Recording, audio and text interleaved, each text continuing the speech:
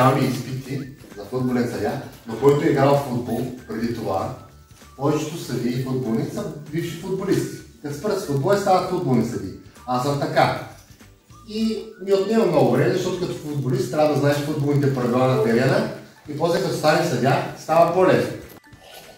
Гледа за правилата по време на матч, кога има фал, кога има дуспа, кога има гол.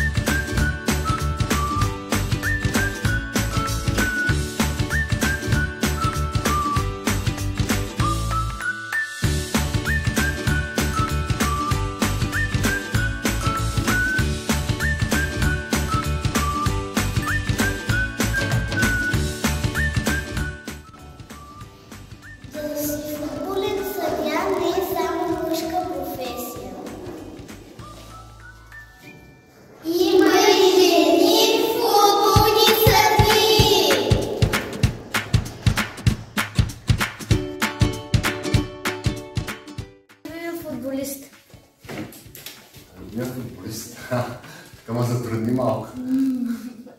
В принцип, любимия футболист. Те са няколко. Аз съм футболен фен на Арсенал, тъй че са ми любимите футболисти на Арсенал.